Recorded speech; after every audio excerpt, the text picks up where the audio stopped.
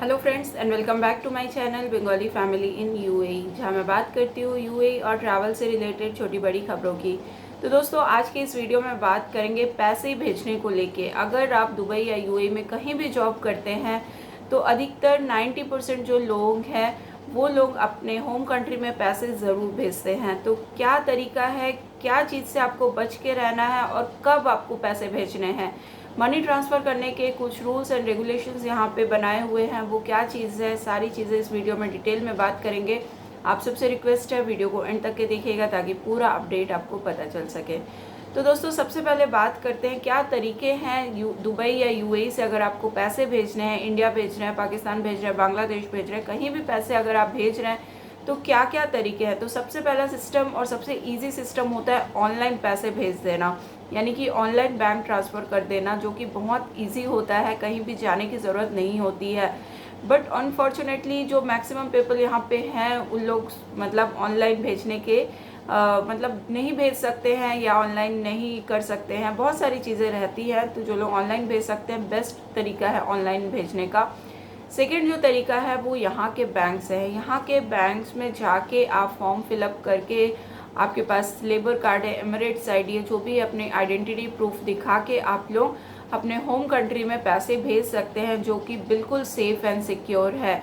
उसके बाद बात करते हैं एक्सचेंज की। यहाँ पे बहुत सारे यूएई में एक्सचेंज होते हैं, वहाँ पे जाकर भी पैसे भेजना बहुत इजी होता है, बहुत हेल्पफुल होते हैं वो लोग। आप वहाँ पे जाइए, फॉर्म फिलअप कीजिए, कितना पैसा आपको देना है, आप कैश भी दे सकते हैं, अपने कार्ड से भी दे सकते हैं, और वो लोग ट्रांसफ़र कर देते हैं। हालांकि जब आप लोग ट्रांसफ़र करते हैं बैंक से या फिर एक्सचेंज से, तो फिर वहाँ पे सर्विस चार्ज करते हैं। जो सर्विस चार्ज होते हैं वो मिनिमम 15 दिरहम से लेके आपका 100 दिरहम 200 दिरहम डिपेंड करता है आप कितने अमाउंट का भेज रहे हैं। तो लगभग अगर आप 3000 4000 दिरहम भेज रहे हैं तो फिर आपको 15-20 दिरहम में ही आपका हो जाता है, या मैक्सिमम 30 दिरहम लगता है। ये डिपेंड करता है कंट्री के ऊपर, ठीक है। इंडिया भेजने का अलग चार्ज होता है, पाकिस्तान भेजने का अलग चार्ज होता है, कंट्री वाइज इनके चार्जेस होते हैं, लेकिन सर्विस चार्ज आपको लगता है। तो जब सर्विस चार्ज लग रहा है तो आपको बेस्ट टाइम देखना होगा किस टाइम पे आपको पैसा भेजना चाहिए। तो जब पैसे का रेट जो है वो बढ़ा हुआ होता है, उस समय आपको पैसा भेजना चाहिए। जैसे इंडिया की अगर बात करें तो 21 पॉइंट समथिंग होता है, कभी 21 पॉइंट एकदम 1 या 2 में आ जाता है। तो ऐसे पॉइंट में भी डिफरेंस होता है, और 22 में भी कभी कभी चला जाता है, बहुत रेयर होता है बट 22 में चला जाता है। पहले 20-21 में चलता था, अभी 21 से लेके 21.96 यानी कि बोल सकते हैं लगभग 22 के करीब चला जाता है। तो आपको देखना पड़ेगा कौन से दिन क्या होता है। अगर आपकी इमरजेंसी है, आपको बहुत अर्जेंटली भेजना है, तो जो भी रेट रहेगा उस समय उसमें आपको भेजना पड़ेगा। और अगर इमरजेंसी नहीं है तो आप लोग देखते रहिए किस दिन पैसे का रेट बढ़ता है, उस समय आप लोग जा सकते हैं। आपको अपने कंट्री का रेट देखना है, आप जिस भी कंट्री भेज रहे हैं कब वहाँ का करेंसी जो है वो हाई होता है, उस समय आप लोग भेज सकते हैं। वही होता है पैसे भेजने का बेस्ट टाइम। उसके बाद अगर बात करें कि आपको क्या चीज़ों में सावधानी बरतनी चाहिए, तो देखिए गवर्नमेंट कुछ लाइसेंस दे के रखती है एक्सचेंज को, बैंक्स को।